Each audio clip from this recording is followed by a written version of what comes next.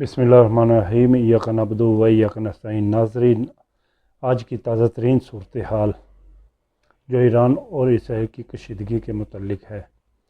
Iran के Israel पर ताज़ा मिसाइल हमलों में 8 अफराद हलाक और 92 ज़ख्मी। इन हमलों की कीमत तेहरान के शहरी चुकाएंगे इसराइली वज़ीर दिफा। इसराइली फ़ौज के मुताबिक पीर की सुबह ईरान के ताज़ा मिसाइल हमलों में इसराइल में कई मकामात को निशाना बनाया गया, जिनमें बहरा रूम के साहिली इलाके में वाक़या एक रिहायशी इमारत भी शामिल है। इन हमलों के नतीजे में इसराइल में 8 अफराद ज़ख्मी और 92 ज़ख्मी हुए।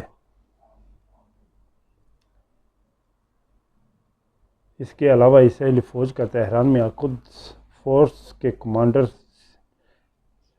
सेंटर्स को निशाना बनाने का दावा। इसराइली फ़ौज ने दावा किया है कि इसने तेहरान में अल-कुद्स फोर्स के कमांड सेंटर को निशाना बनाया है। इसराइली फ़ौज के बयान में दावा किया गया है कि इन कमांड सेंटरों में अल-कुद्स फोर्स के एहलकार मशरिक़ वस्ती में ईरानी हुकूमत की हमायत याफ्ता ग्रोहों के ज़रिए इसराइल पर हमलों के मनसूबाबंदी और हदायत दे रहे थे। इसराइल ने मिसाइल लॉन्चर्स का इस्तेमाल करते हुए 8 ईरानी ड्रोन्स को तबाह करने का भी दावा किया है।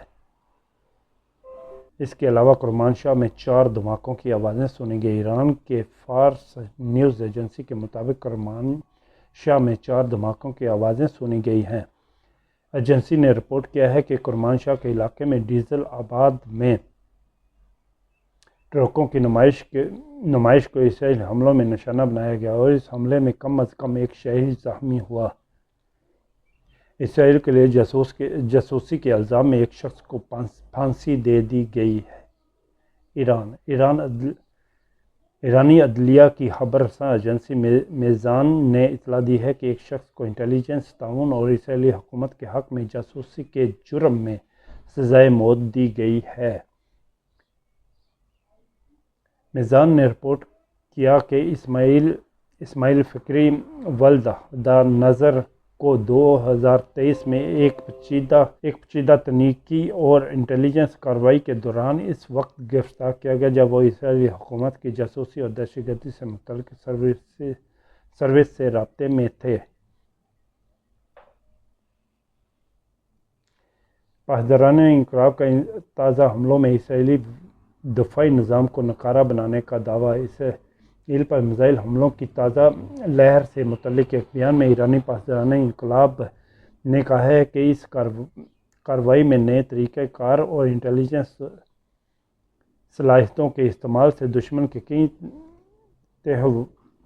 तह वाले दफ़ाई निज़ाम को इस हद तक मुतासर किया गया है कि इससे दफ़ाई निज़ाम एक दूसरे को निशाना बनाने लगे हैं।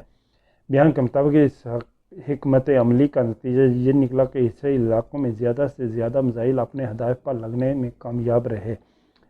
पासदाराने इंकलाब ने मज़ीद कहा है कि आइंदा कार्रवाइयाँ पहले से कहीं ज़्यादा शदीद और मौसर, दुरुस्त निशाना लगाने वाली और तबाहकुन होंगी।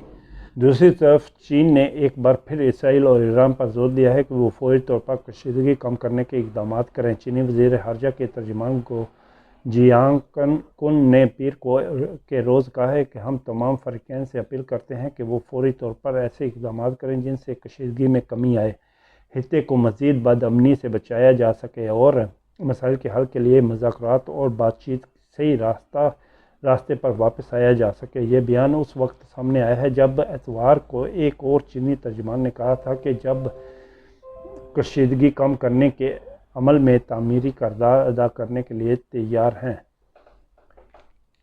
चीन कशीदगी कम करने के अमल में तामीरी किरदार अदा करने के लिए तैयार हैं। ये थी अब तक की ताज़ा खबरें।